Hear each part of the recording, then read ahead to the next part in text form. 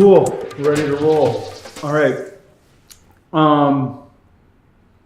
So thank you, by the way, for coming on the show. Thanks for having me. Yeah. So you are now the mayor of Hoboken, but I kind of want to start in the beginning. I want to get your origin story. You grew up at a very different time in the United States today, even though we have, high levels of intolerance and, quite frankly, racism that's creeped up in the last few years. The environment's still, on a cultural level, a lot better than it was when you were growing up. What was it like growing up? Were you bullied? Was it difficult? Or, Yeah. Well, first, I just want to thank you for having me on your podcast and speaking to these issues that we'll have a chance to discuss further. I was born here in the U.S., in the United States, the son of immigrants who came to the U.S. from India in the 60s. You are correct in the sense that we are in a different climate than we were when I was growing up in the 70s as a young boy, a young Sikh boy in the United States. It was similar in the sense that that the challenges of school bullying and discrimination were present back then, and they're also present now. I believe back then it was based upon more of a lack of education or understanding of who Sikhs are. Unfortunately, over the course of time, that's been compounded by a variety of former political events through the decades that have resulted in negative stereotypes about people who are either Sikhs or wear the star. Yeah. Well, were you personally did you personally have a lot of impact, or was it? Yes, I grew up I went through the New Jersey public school system, Mm-hmm. and I was the probably the only person of color in my grade school. Mm-hmm. I was called the N-word on a routine basis. Oh, wow.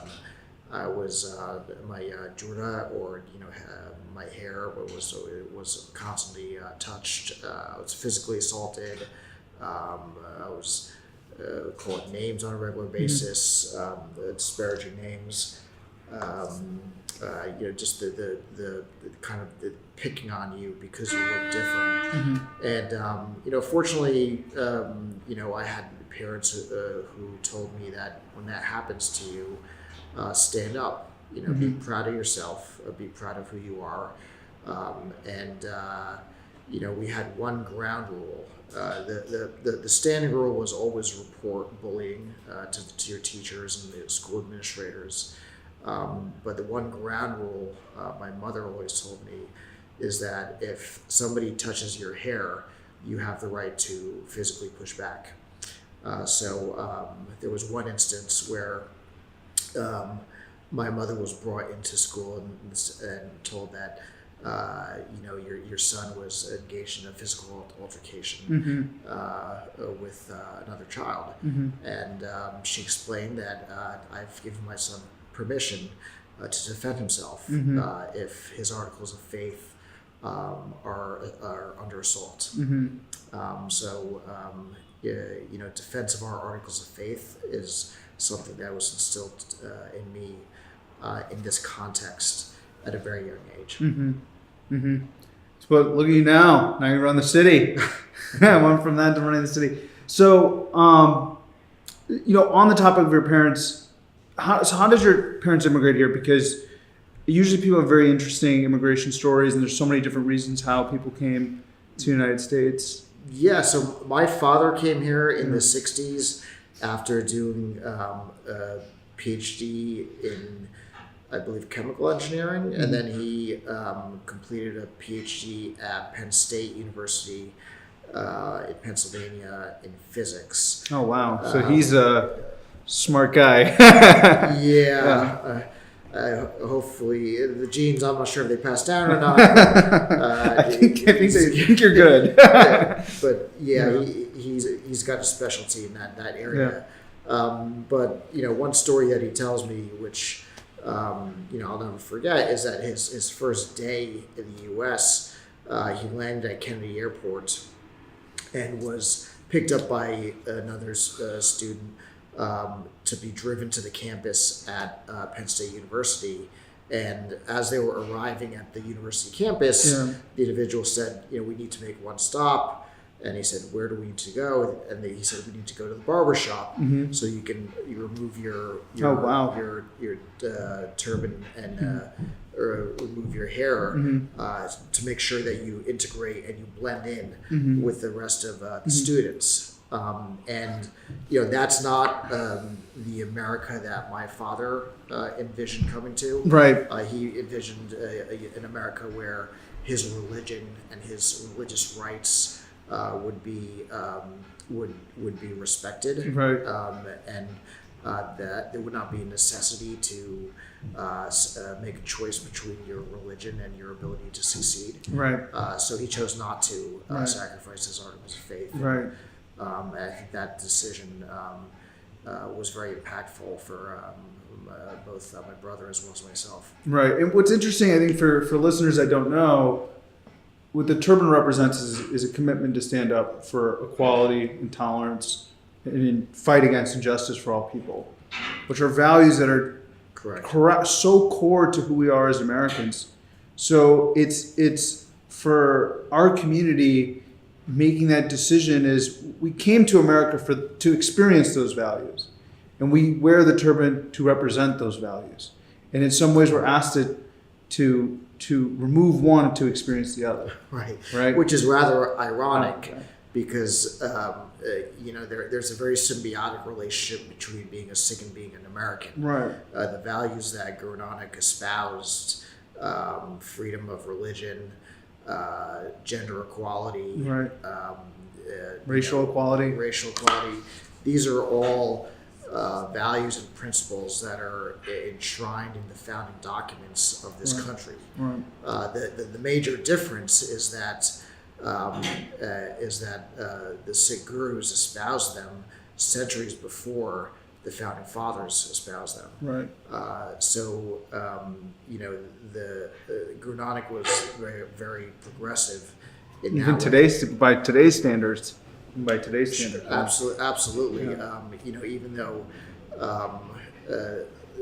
equality is enshrined in our founding documents, it did not include African Americans. It did not include women. Up until the last century. Very recently, yeah. Yet, in Sikhi, those values were enshrined from the inception. Right. One thing I want to tell you about, and I just want to ask you about. So, I wanted to ask you about your relationship with Kabir and Amr. And the reason why I ask is, so our last podcast was with Dr. Marwa. So, Dr. Marwa was the first campaign manager for the first Sikh Congressman Dalip Singh Song. And interestingly, Dalip Singh Song, Dr. Marwa, and why is his name escaping me? Bhagat Singh Thind. Yes. Bhagat Singh Thind, who fought in World War I and had his case went all the way to the Supreme Court. All three of them lived right next to each other. And which is wild, because when I think of Bhagat Singh Thind, I think of a World War I picture. I think he's gone by the time like the 50s happened, right? But he's an older gentleman. They all lived next to each other. They were all friends, and commiserated over passing the Immigration Act that Johnson passed. That is the reason why a lot of us are here, right? Which is wild, because those three people, those three Sikh men, really had. By scheming and plotting and playing politics and working their different angles, were able to usher in this new wave of immigration. I don't think anyone knows that story, But when there was an article about you, your brother, and Gerbir in the New York Times, right? Very few friendships are profiled in the New York Times, and I when I read that article, I immediately thought of those three Oh. because you're now the mayor of Hoboken. Gerbir is the Attorney General of New Jersey, and your brother founded the largest Sikh organization in the United States. And it was kind of this like history rhyming. Sure. Decades later. I don't even know if you know that. Yeah. You know, no, I wasn't aware of that, but Yeah. it also reminds me of a couple things. Is that there are multiple ways to achieve the objective of social justice. Right. Not everyone needs to be a mayor or run for elected office. You can do it as a federal prosecutor or an attorney general. You can do it through nonprofit advocacy organizations. You can do it by serving in the judiciary. You can do it through law enforcement. Or you can just be an activist in an area that you care about. Right. So when you look at Bhagat Singh, Dr. Marwa, and Congressman Sound, those are three different. They took three different approaches. Right. You also look at the civil rights era, and you see, Dr. Martin Luther King Jr. Taking an approach towards racial justice. At the same time, Malcolm X taking an approach towards racial justice through different means. And Thurgood Marshall at the same time as an advocate in the courts, all in the same general era. Three men who had overarching objectives that were similar, but took different roadmaps to navigate those means or those objectives. Yeah. So. Yeah. I don't know. I just thought that was cool. Yeah. Who did you look up to when you were growing up? I looked up to my mother. Yeah. And my parents. Yeah. They instilled very basic values. I obviously looked up to sports players. Yeah. Whether it was Michael Jordan or Reggie Jackson. You didn't have any New Jersey. Are you a Giants fan? I'm actually a Pittsburgh Steelers fan. Steelers fan. I'm a Browns fan. I think the interview is over. It must be a Cowboys fan. No. I'm a Browns fan. I'm a Cleveland Browns. Okay. Yeah. You just got Odell Beckham. Yeah. That's right. Yeah. That's right. Yeah. After Franco Harris came to he came to the Steelers right after Penn State, where my father studied. Yeah. So my father was a Penn State fan, and got it. a Steelers fan when they were winning Super Bowl after Super Bowl. Yeah. When I was about 7 or 8 years old. So that's never left our blood. Yeah. So I looked up to your average sports players. Yeah.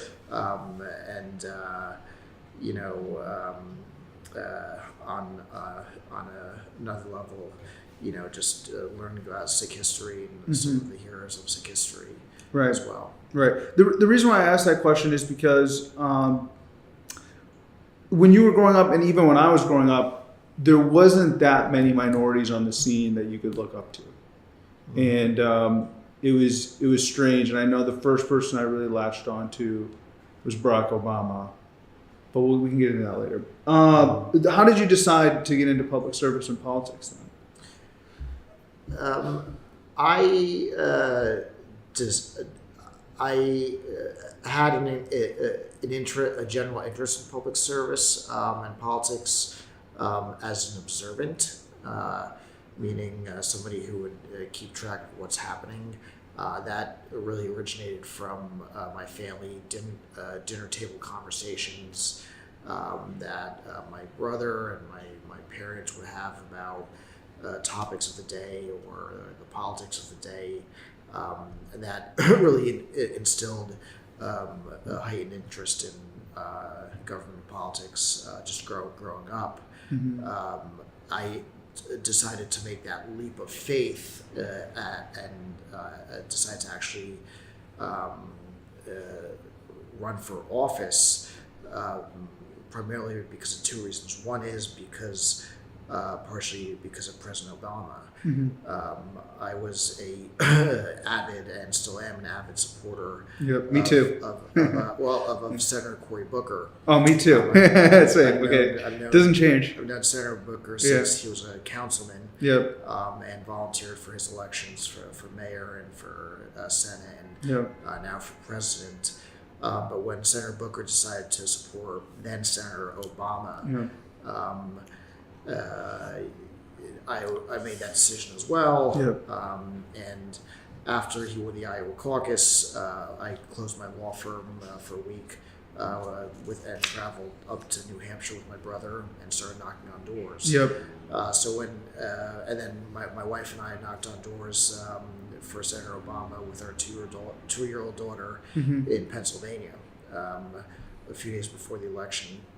So when he won, I felt if America was ready for a black president, they certainly should be ready for a Sikh councilman. Right, for sure. For city council. The other reason was it was purely pragmatic. Hoboken government was a hot mess at the time. There's rampant corruption, patronage, ineptitude, which resulted in a state takeover of our finances, taxes rising by 47%, and people fleeing for the suburbs. And my wife and I were in our early 30s, and there was a desire for change, and we decided to, as President Obama said, grab a clipboard, roll up our sleeves, get off the sidelines, and run for office. Yeah, man, it was a different time. It was a hopeful time. I don't know if the younger guys quite. How old are you, Gareth? 29. 29. Okay, word. Okay, he gets it. He was around. So yeah, it was. If you're like, I think if you're like of a certain younger age, like the kid, early 20s, it was such a unique thing to have him to come up on the world stage, Obama. It was.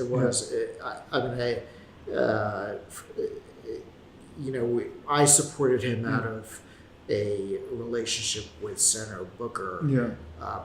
But out of full candor, not with a high degree of confidence in his ability to succeed. Right. Just because based off what you've seen. Yeah. But almost out of a feeling that his policies were in line with mine, and I should support candidates who I believe in.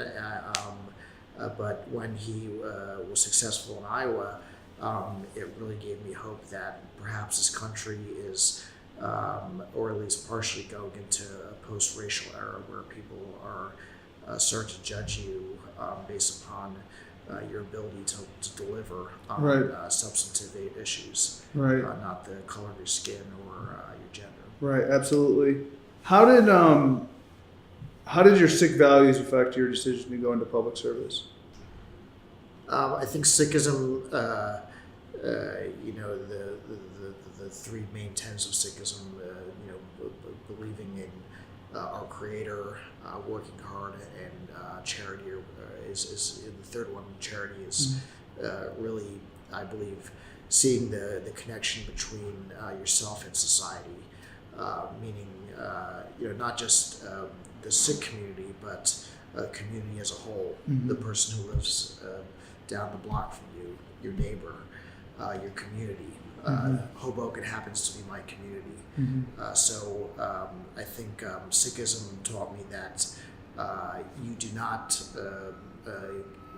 aspire towards wealth and prosperity simply for the benefit of your immediate blood relatives, but you see all of humanity as your family, and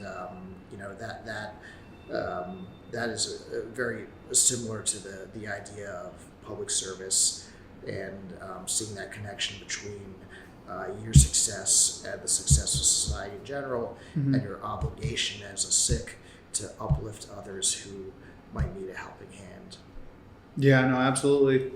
I know we were talking about President Obama earlier, but what was it like to run for public office and look so radically different than the average American? Because I know Obama created the atmosphere, but even then, when you were running the first time and even the second time, the looked different. You know what I mean? Right. Look, just like President Obama, I did not run as the Sikh candidate. I ran as the candidate who happened to be a Sikh. Right. Hoboken does not have like a 90% Sikh population where I can get the Sikh vote, so to speak. Right. Because For there is sure. no Sikh vote other Right. than myself and my brother and a handful of Yeah. So that you got really- that one locked down. You got that locked down. Right. Yeah. But that wouldn't get you very far. Yeah. You need a bit more, and Okay. and the conventional wisdom when I first decided to run for office were questions were being asked of me by Right. political experts. Right. How many Sikhs live in Hoboken? And the answer was not many. How many Right. Indians live in Hoboken? The answer is not many. How many Asians live in Hoboken? It's about 2%. So I was told that you're not Latino, you're not Irish, you're not Italian, you don't belong to a labor union. Where's your base? Right. Who's going to vote for you? Right. One person said that you wear a turban beard that will not go unnoticed Right. in this election, and that was not meant as a compliment. Right. So that really raised the question as to whether or not being a Sikh would be an asset or a liability Right. to my ability to serve my community in an elected capacity. Right. So my reaction to it is the second tenet of Sikhism is hard work. Right. Working with your hands, being at that bus station, that train station at 6 o'clock every morning, knocking on doors, on a daily basis, really connecting with people, having conversations with people, and proving to people that Right. you're the most qualified candidate on the merits. Right. So back in 2009, as a first-time candidate, out of 12 candidates running for office, I received the highest number of votes. Wow. That's impressive. So I think that speaks really to Hoboken. Yeah. Running in a primary like that, particularly at a city council race and getting all the votes, is really hard.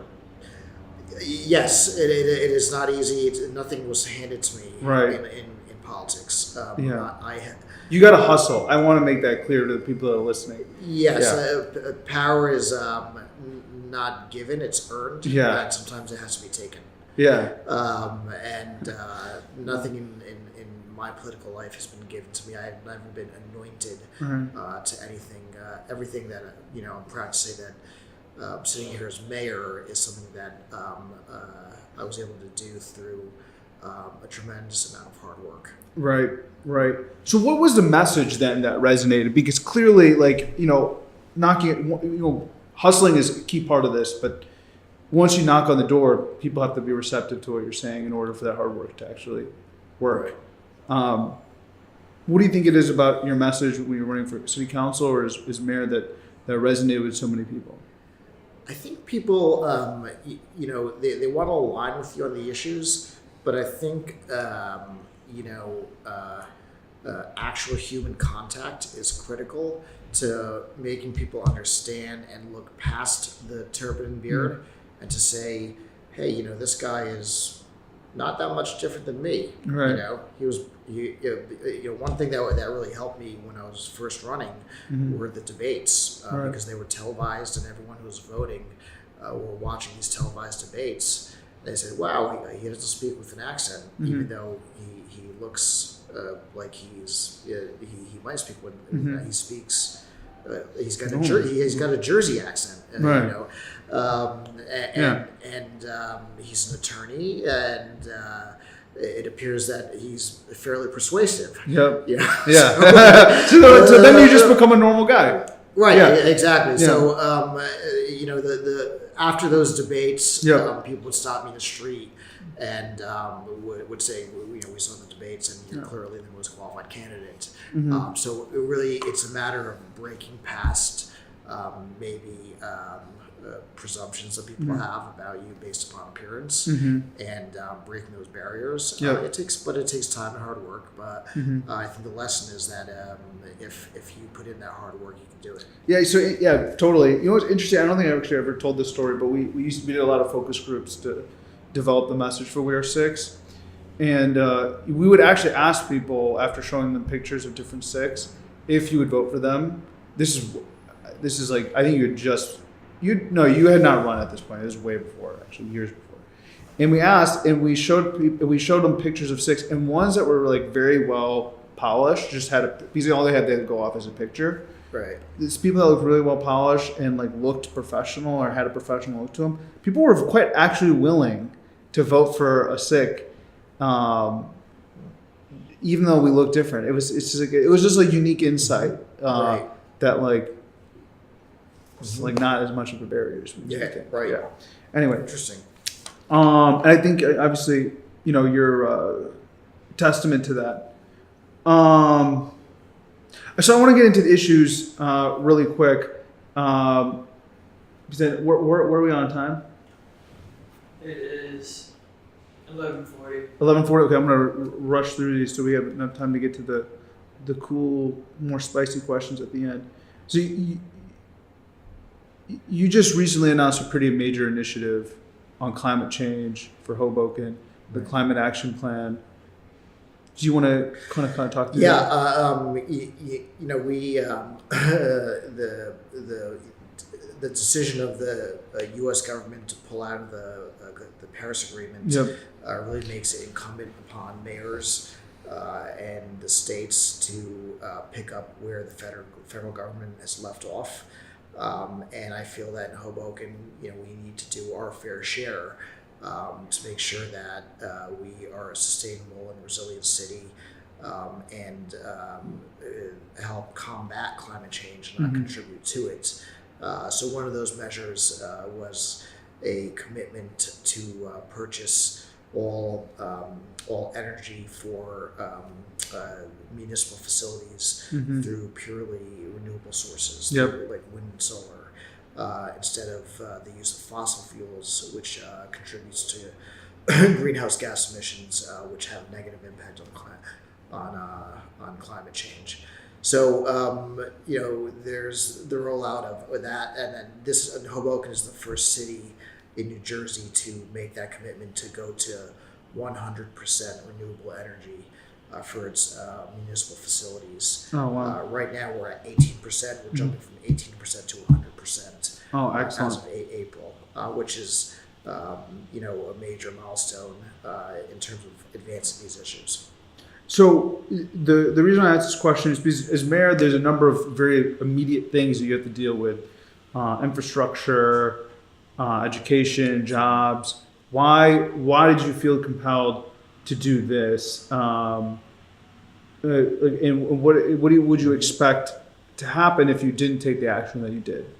Well, the reason I felt compelled to focus on the environment, notwithstanding the fact that we are focusing very heavily on infrastructure, Right. as well as fiscal policies, quality of life issues, and other matters.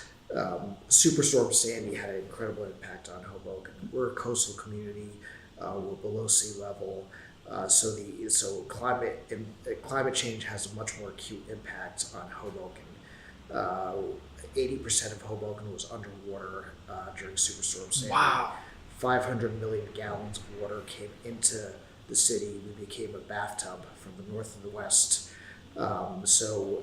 Ensuring that we have a climate action plan to make Hoboken resilient and sustainable for the future is something that we have no choice but to address. Completely agree. So climate change is kind of like a little pet policy issue of mine. And just to reinforce the points that you're making, I think for a lot of people, I'm just saying this for our audience, and this has nothing to do with Sikhism, but I still think it's really important, is I don't think people quite realize that climate change means more than just sea levels rising or just like kind of like bad weather. It's the impact of climate change over the next 30 or 40 years will be biblical. Absolutely. It will be a complete rethink of our society. And it will impact every single way that we live, from our politics to entertainment to things that, because we're I think as humans we sometimes think we're immune from nature, but we're not. And I think Superstorm Sandy is the perfect example of that. No matter how rich you are, the earth doesn't care about how much money you have. Exactly. Yeah. Right. Absolutely. And I guess the last point I'll make on this is that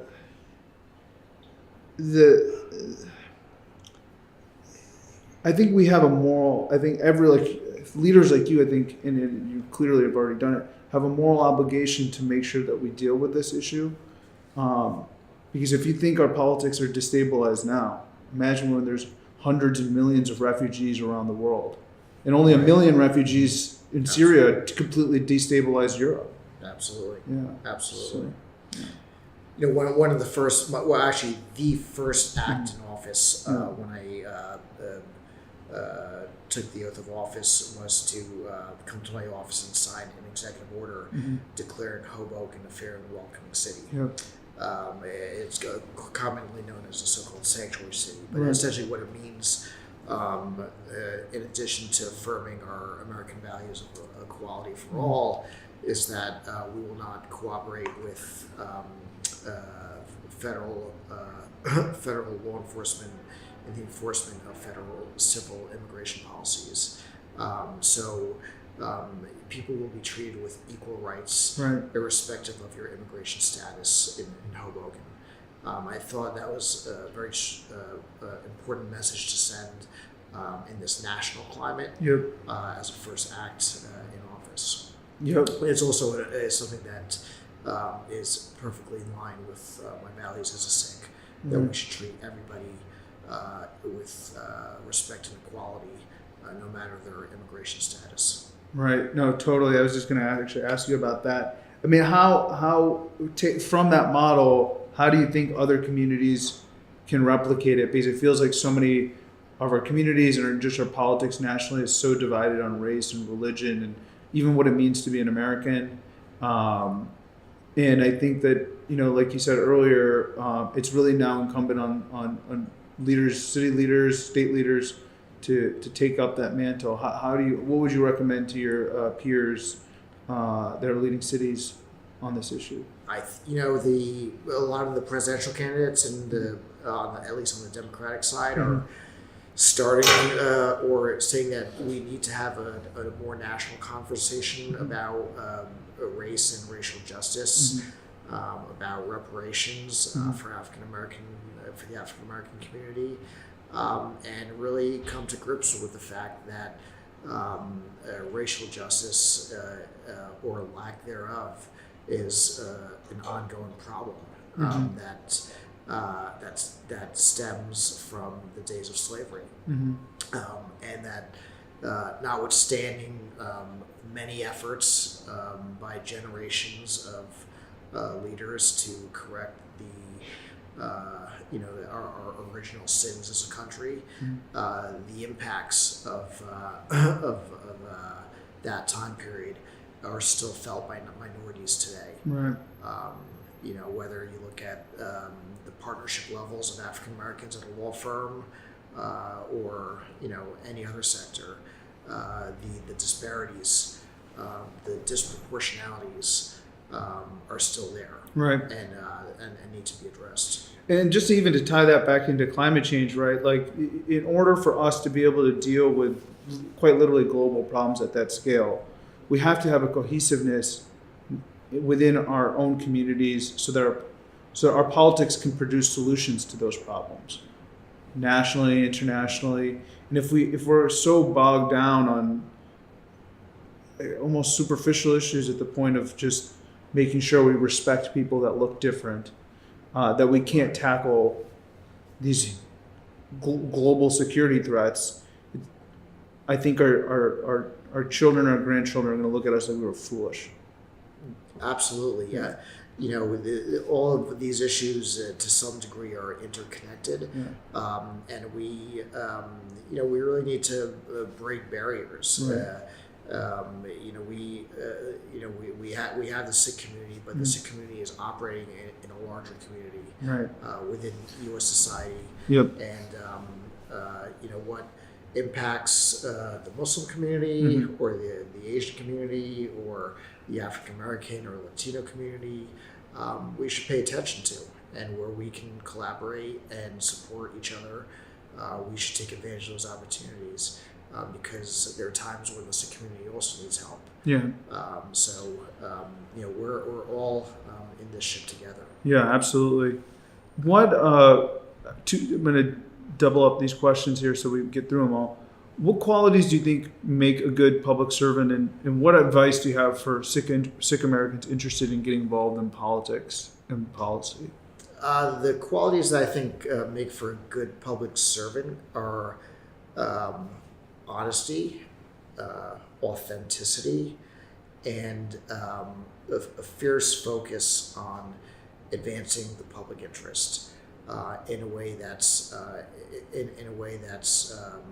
mindful of the need to be efficient and professional. So, a basic competency is necessary.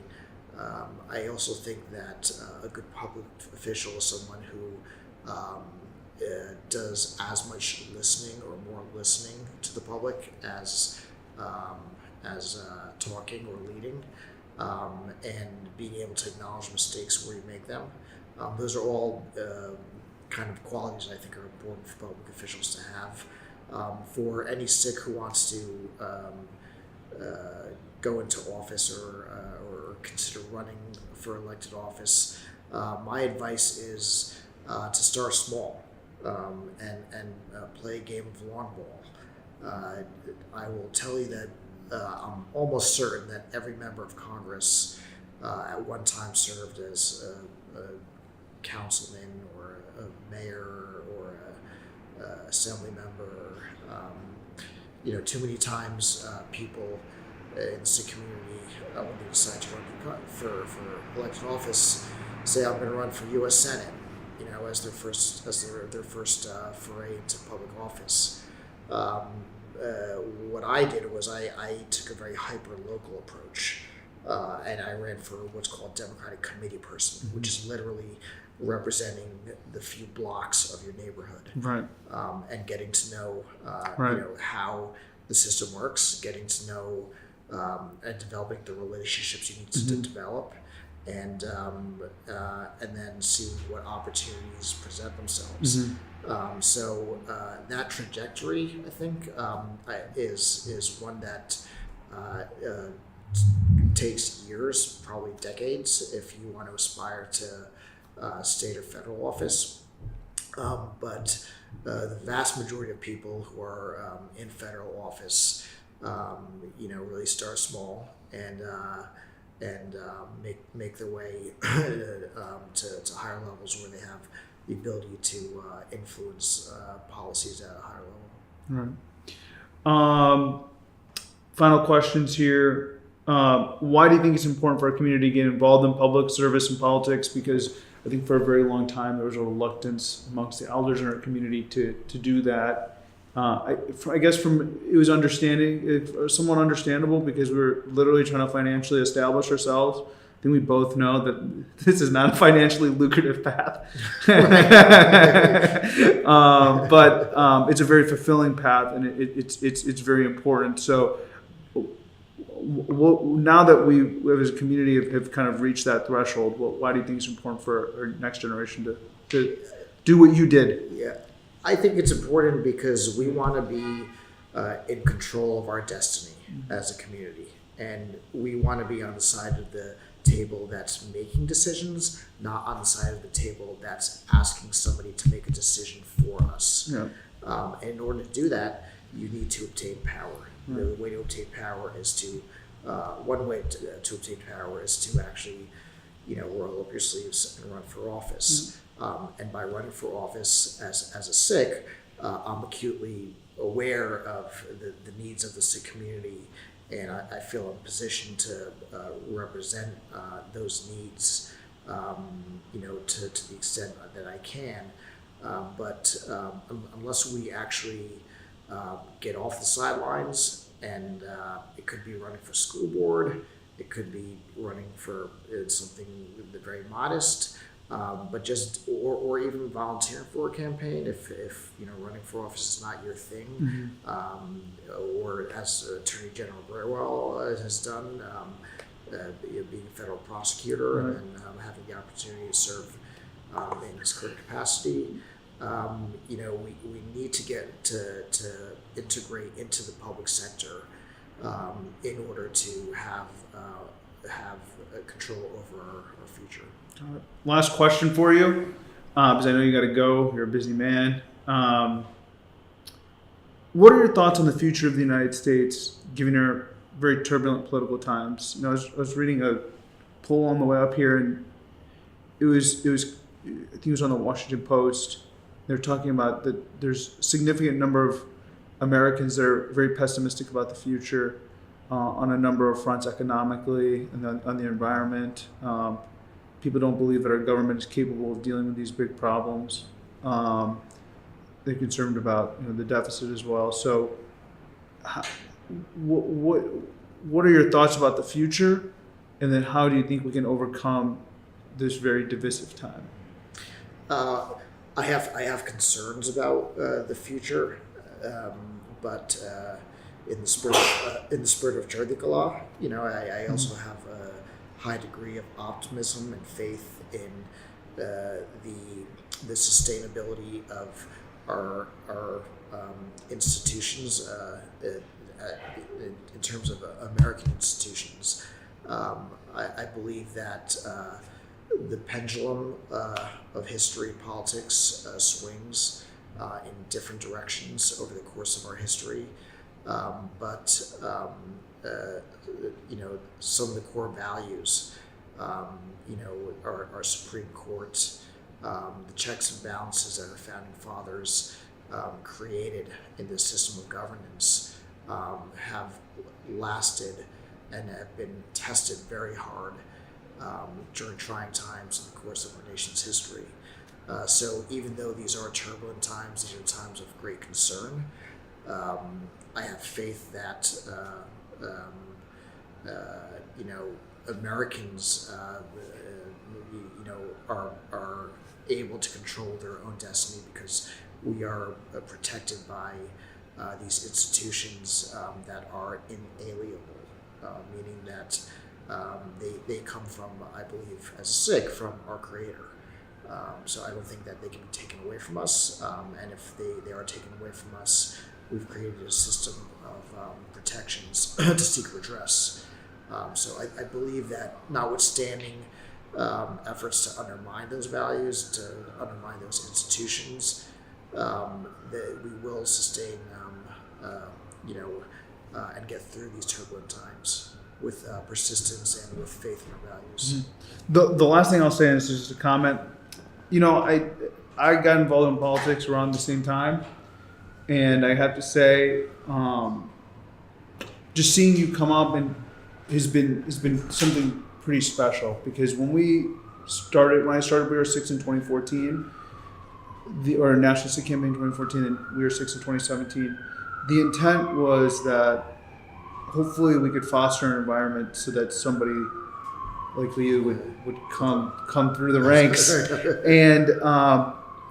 And when I got involved in politics, it was because of Barack Obama, just like you did. I mean, obviously I'm much younger, so I couldn't run for office when I'm 18. That'd be a little weird. But I was hoping, as I sat in government buildings and offices and campaign offices, that one day that there would be somebody like you. I didn't know it happened this quickly, which is a pleasant surprise to me. But as someone that has been involved in public service, I think you've been a source of inspiration for myself, and I know that that is true for many people within our community around the world. Well, thank you. That's deeply humbling. Yeah. It puts a heavy burden on me. Yeah. But that's okay. Yeah. I think everyone has to do their small part. I don't think there should be an expectation of every Sikh to run for office or do one thing or another, but I think everybody should find their sweet spot, what they're comfortable with in terms of contributing to society, trying to uplift people who are in need of help, and really advancing our values as Sikhs and as Americans. Yep. And there's so many ways to do that. Really, the sky in this country is the limit, and I think being a Sikh is only an asset to be successful as an American as well. Yep, absolutely. Thank you for your time. Thank you. Yep, My pleasure. yep, absolutely.